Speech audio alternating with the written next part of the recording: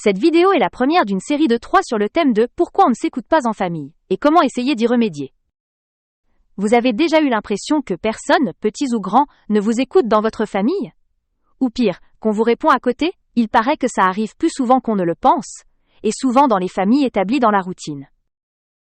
Imaginez cette scène, vous racontez votre journée, et en face on vous coupe la parole en évoquant un autre sujet, ou on répond avec un « ok » tout en regardant son téléphone.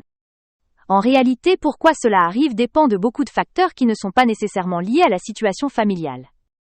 Préoccupations personnelles, travail, argent ou réflexion sur son avenir, situation émotionnelle importante, on se rejoue une situation de notre journée, relations d'équipe, etc.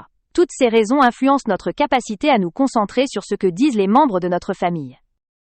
Conséquences ? Frustration, découragement, colère, sentiment de ne pas être compris, et parfois même une dispute inutile. La solution, l'écoute active. Qu'est-ce que c'est ? 3 choses simples. 1. Regardez la personne qui parle, posez votre téléphone. 2. Reformulez ce qu'on a compris. Exemple, si je comprends bien, tu as passé une journée difficile. 3. Ne pas couper la parole et poser des questions ouvertes pour encourager l'échange. Exemple, raconte-moi en détail comment s'est passée ta journée. Essayez ce soir. Quand quelqu'un parle, posez votre téléphone, regardez-le et reformulez ce qu'il dit. Vous verrez la différence. Dans la prochaine vidéo, on parlera d'un autre problème de communication familiale. Exprimer ses émotions sans exploser. Avertissement important. Les informations partagées dans cette vidéo sont basées sur des approches vulgarisées des techniques de communication générale.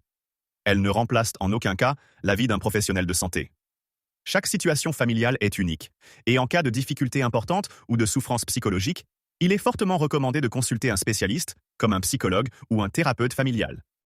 L'auteur de cette vidéo ne peut être tenu responsable des résultats obtenus ou non obtenus suite à l'application de ces propositions, qui ne sont en aucun cas des conseils médicaux.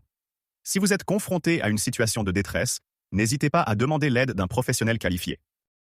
Si cette vidéo vous a plu, vous pouvez la partager, la liker ou écrire un commentaire si vous souhaitez des vidéos sur des thématiques précises. À bientôt!